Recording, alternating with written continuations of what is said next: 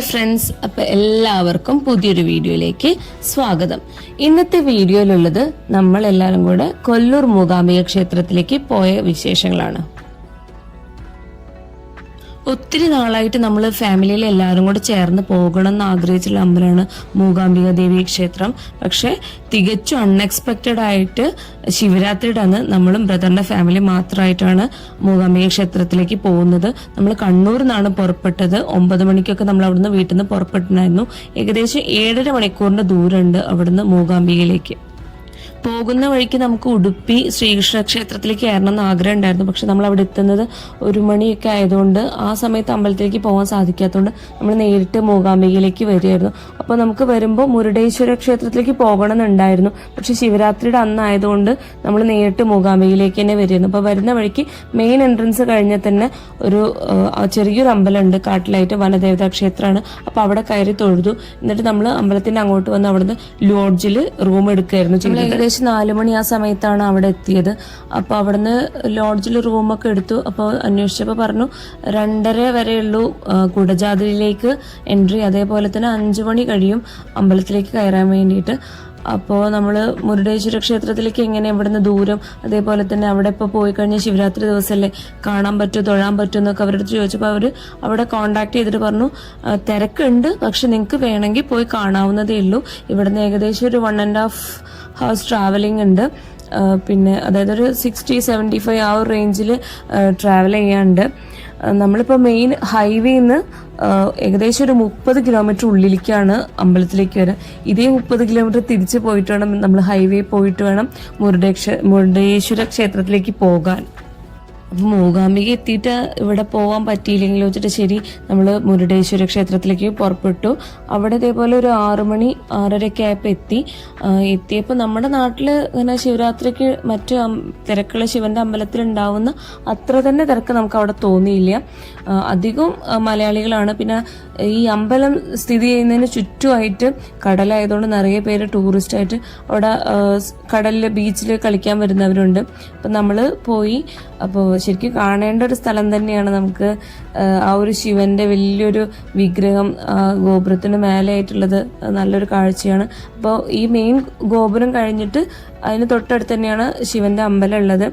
അപ്പോൾ അവിടെ നമ്മുടെ നാട്ടിലൊക്കെ കാണുമ്പോൾ സാധാരണ ശിവലിംഗം പോലത്തെ വിഗ്രഹമാണ്. ഇവിടെ എന്ന് പറഞ്ഞാൽ ഒരു ആൾരൂപം പോലത്തെ വിഗ്രഹമാണ് അമ്പലത്തിലുള്ളത്. അവിടെ കയറി തൊഴുതു. അവിടെ പ്രസാദമായിട്ട് നമ്മൾ ലഡു തന്നെയാണ് കിട്ടുന്നത്. അപ്പോൾ നമ്മൾ ലഡു ഒക്കെ വാങ്ങിച്ചു. അപ്പോൾ ഒത്തിരി എന്താ പറയുക, നമ്മൾ പ്രതീക്ഷിച്ച ആ ഒരു പ്രതീക്ഷിച്ച തിരക്കെന്നല്ല, നാട്ടിലൊക്കെ ശിവരാത്രിക്ക് എന്തുമാത്രം തിരക്കുണ്ടാവും അതിൻ്റെ ഒരു പകുതി പോലും തിരക്ക് അവിടെ ഉണ്ടായിരുന്നില്ല. അതേപോലെ നിറയെ മലയാളികളുണ്ടായിരുന്നു. അപ്പോൾ നമ്മൾ അവിടെ കയറി തൊഴുതു. നല്ല ദർശനം കിട്ടി. എന്നിട്ട് നന്നായിട്ട് ഇപ്പോൾ ഇതേപോലെ തന്നെ ഈ ഭാഗത്ത് ഇവിടെ നിന്ന് കാണാൻ പറ്റില്ല നമുക്ക് ആ ഒരു ശിവന്റെ വിഗ്രഹം കാണാം. പക്ഷെ അവിടേക്ക് പോകാൻ ഇനി നമ്മൾ വേറൊരു സൈഡിലേക്ക് പോയിട്ട് അവിടെ ചെറിയൊരു അമ്പലം പോലെ ഉണ്ട്. അപ്പോൾ ഇവിടെ എല്ലാ ചുറ്റും ഇതേപോലെ ചെറിയ ചെറിയ എന്താ പറയുക അമ്പലങ്ങളും കാര്യങ്ങളൊക്കെ ഉണ്ട്. അതായത് മെയിനായിട്ടുള്ള അമ്പലത്തിലേക്ക് നമ്മൾ തൊഴുതു. ഇനി ആ ഒരു വിഗ്രഹത്തിൻ്റെ അടുത്തേക്കാണ് നമ്മൾ പോകുന്നത്. അത് ഈ ഒരു അമ്പലത്തിന് താഴത്തോട്ട് ഇറങ്ങിയിട്ട് കുറച്ച് സ്റ്റെപ്സ് ഉണ്ട് മുകളിലേക്ക്. അവിടെ കയറിയിട്ട് വേണം ആ ഒരു അമ്പലം ഉള്ളത്. അവിടെ വലിയ ഒരു പ്രതിഷ്ഠ എന്നൊന്നും പറയാൻ മാത്രമല്ല, ചെറിയൊരു പ്രതിഷ്ഠ മാത്രമേ ഉള്ളൂ. പിന്നെ ഒരു ഗുഹ പോലൊരു നമുക്ക് കാണാൻ പറ്റുന്ന ഒരു സ്ഥലമുണ്ട്. പക്ഷെ നമ്മൾ അങ്ങോട്ട് പോയില്ല. കുട്ടികൾക്കും വലിയ ആളുകൾക്കും മുതിർന്നവർക്കും എൻട്രി ഫീസ് ഉണ്ട്. വലിയ ചാർജ് ഒന്നുമില്ല. കുട്ടികൾക്ക് 10 rupees മുതിർന്നവർക്ക് 20 rupees മാത്രമേ ഉള്ളൂ. പിന്നെ ഈ ഒരു ക്ഷേത്രത്തിൻ്റെ മുകളിലായിട്ടാണ് ആ ഒരു ശിവരൂപം ഉള്ളത്. കാണേണ്ട കാഴ്ച തന്നെയാണ്. അതിമനോഹരമാണ്. ശിവരാത്രി ദിവസം നമുക്ക് ഇങ്ങനെ ഈ ഒരു അമ്പലത്തിലേക്ക് വരാനും ശിവരൂപം കാണാനും പറ്റും. നമ്മൾ സ്വപ്നത്തിൽ പോലും കരുതിയിട്ടില്ല. നമ്മൾ പോകണമെന്ന് ഒരുപാട് ആഗ്രഹിച്ചിട്ടുണ്ടായിരുന്നു, പക്ഷെ സാധിക്കുന്നു തീരെ കരുതിയിട്ടുണ്ടായിരുന്നില്ല. അപ്പോൾ നമുക്ക് ഈ ഒരു ദിവസം പോകാൻ പറ്റിയതിൽ ഒരുപാട് സന്തോഷമുള്ളത്. ശരിക്കും പറഞ്ഞാൽ ഈ ഒരു യാത്ര നമ്മൾ ഒട്ടും പ്ലാൻ ചെയ്യാതെ ഉണ്ടായൊരു ട്രിപ്പാണ്. ഇങ്ങനെ നമ്മളിങ്ങനെ ഡിസ്കസ് ചെയ്തപ്പോൾ ശരി എന്നാൽ നമുക്ക് പോയിട്ട് വരാമെന്ന് തലേ ദിവസം തീരുമാനിക്കുന്നു, നമ്മൾ അടുത്ത ദിവസം പോകുന്നു. അങ്ങനെ ഉണ്ടായൊരു യാത്രയാണ്. എന്തൊക്കെയായാലും നമ്മൾ വിചാരിച്ചതിനേക്കാളും കൂടുതൽ നന്നായിരുന്നു ഈ ഒരു യാത്ര. എല്ലാ അമ്പലങ്ങളിലും നമുക്ക് നന്നായിട്ട് ദർശനം കിട്ടി. ഒരു ബുദ്ധിമുട്ടും ഉണ്ടായിരുന്നില്ല എന്ന് പറയുന്നു. ദൈവത്തിൻ്റെ ഇതുകൊണ്ട് നമുക്കൊരു ബുദ്ധിമുട്ടുണ്ടായിരുന്നില്ല. അങ്ങനെ നമ്മൾ മേലൊക്കെ പോയി കണ്ടു. കാണേണ്ട കാഴ്ച തന്നെയാണ്. നിങ്ങൾക്ക് സാധിക്കുകയാണെങ്കിൽ നിങ്ങൾ പോവുക. നമുക്ക് എന്താ പറയുക, ഭക്തിയുടെ പേരിലും അല്ലാതെ നിറയെ പേര് ടൂറിസ്റ്റ് നമുക്ക് ആ ഒരു പ്ലേസ് വിസിറ്റ് ചെയ്യാന്നുള്ള രീതിയിൽ നിറയെ പേര് വരുന്നുണ്ട്. ഇപ്പോൾ ചുറ്റും കടലായതുകൊണ്ട് തന്നെ ഒരുപാട് ആൾക്കാർ വരുന്നുണ്ട്. അങ്ങനെ അവിടെ പുറത്തൊക്കെ ഇറങ്ങി നമ്മൾ കടലിലൊക്കെ കണ്ടു. അങ്ങനെ തിരിച്ച് നമ്മൾ വീണ്ടും മൂകാംബികയിലേക്ക് വന്നു. നമ്മളിവിടെ എത്തിയപ്പോൾ ഏകദേശം ഒരു 10 മണിയൊക്കെ വരുന്ന വഴി ഭക്ഷണമൊക്കെ കഴിച്ചിട്ടാണ് വന്നത്. ഇവിടെ വന്ന് ഇപ്പം നമ്മൾ ഇതിന് മുന്നേ ഇങ്ങോട്ട് വന്നിട്ടില്ല. അപ്പോൾ വന്നൊരു എക്സ്പീരിയൻസോ കാര്യങ്ങളൊന്നും അറിയില്ല. നമ്മൾ വന്ന് അങ്ങനെ അമ്പലത്തിൻ്റെ അവിടേക്കൊന്ന് പോയി നോക്കാന്നുള്ള രീതിയിൽ ഇറങ്ങിയതാണ്. അപ്പം ഇറങ്ങി പുറത്തൊന്നും കാണുമ്പോൾ അത്ര തിരക്കൊന്നുമില്ല. കടകളുണ്ട്, കടകളൊക്കെ തുറന്നിരിപ്പുണ്ട്. പക്ഷേ കടകളിലും വലിയ തിരക്കുകളൊന്നുമില്ല, ആൾക്കാരൊന്നുമില്ല. അപ്പം അങ്ങനെ പുറത്ത് അമ്പലത്തിൻ്റെ മെയിൻ എൻട്രൻസിൽ അവിടെ എത്തിയപ്പോൾ അങ്ങനെ ചോദിച്ചു കയറാൻ പറ്റുമോ എന്ന് വെച്ചാൽ പറഞ്ഞു ആ കയറാലോ. 11 മണി വരെ ഉണ്ട് പറഞ്ഞു. അപ്പം നമ്മൾ ജസ്റ്റ് കയറി, ഉള്ളിലേക്ക് കയറി തൊഴുതില്ല, പുറത്ത് നിന്ന് തൊഴുതു. അപ്പോൾ അവിടെ അമ്പലത്തിലെ പ്രധാന എന്താ പറയുക പ്രസാദം എന്ന് പറഞ്ഞാൽ കഷായം എന്ന് പറയുന്നത് കൊടുക്കുന്നുണ്ടായിരുന്നു. പക്ഷെ നമ്മൾ അതിനുള്ളതൊന്നും കരുതിയിട്ടുണ്ടായിരുന്നില്ല, പാത്രമൊന്നും കരുതിയിട്ടുണ്ടായിരുന്നില്ല. അപ്പോൾ ആൾക്കാർ നിറയെ പേര് അത് വാങ്ങിക്കാൻ നിൽക്കുന്നുണ്ടായിരുന്നു. അങ്ങനെ നമ്മൾ അമ്പലത്തിലേക്ക് വന്ന സമയത്തായിരുന്നു ഒന്ന് നമ്മൾ പുറത്ത് നിന്ന് കൊടിമരത്തിൻ്റെ അവിടെ നിന്ന് ദേവീനെ തൊഴുതിട്ട് അപ്പോൾ ആ സമയത്ത് എന്തോ ദേവീനെ പുറത്തേക്ക് എന്തോ കൊണ്ടുപോകുന്നു, ഇങ്ങനെ മഞ്ചലിൽ കയറ്റി കൊണ്ടുപോകുന്ന എന്തോ ഒരു ചടങ്ങുണ്ടായിരുന്നു. അപ്പോൾ അത് എന്നുള്ളതാണോ എന്നറിയില്ല.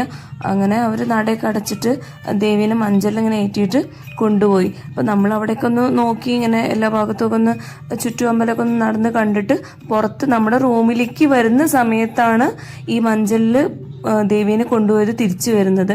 തിരിച്ചു വരുമ്പോൾ ഇതേപോലെ അവിടെ ചെറിയ ഇവരുടെ ഈ നമ്പൂതിരിമാരുടെ അടികമാരുടെ, എനിക്ക് ശരിക്കറിയില്ല, പറയുന്നതിൽ തെറ്റുണ്ടെങ്കിൽ ക്ഷമിക്കുക.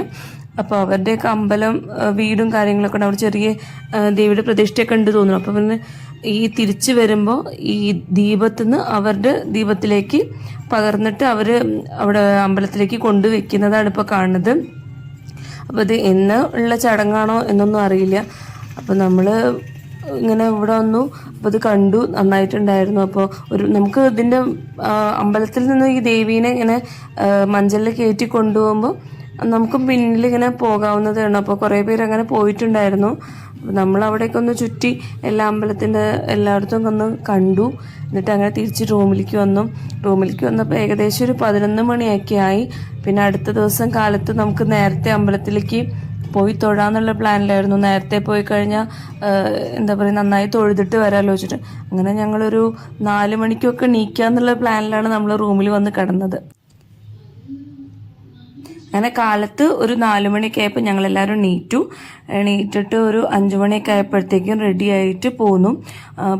അങ്ങനെ അവിടെ നിന്ന് എല്ലാവരുടെ അടുത്ത് ചോദിച്ചപ്പോൾ പറഞ്ഞത് ഒരു 5-5:30 ആകുമ്പോഴത്തേക്കും അമ്പലം തുറക്കുന്നതാണ്. അപ്പോൾ വരുന്ന വഴി അവിടെ പൂജയ്ക്കായിട്ട് നമ്മൾ പൂക്കളൊക്കെ വാങ്ങിച്ചിട്ടുണ്ടായിരുന്നു. നമ്മളൊരു 5-5:15 ആയപ്പോൾ എത്തി. അപ്പോൾ ഈ അമ്പലത്തിന് മുന്നിൽ തന്നെ സൈഡിലായിട്ട് ഇതേപോലെ ഗണപതിയുടെ ഒരു അമ്പലമുണ്ട്. അവിടെ കയറി തൊഴുതിട്ട് വേണം അമ്പലത്തിലേക്ക് പോകാൻ വേണ്ടിയിട്ട്. അപ്പോൾ അവിടെ കയറി തൊഴുതു.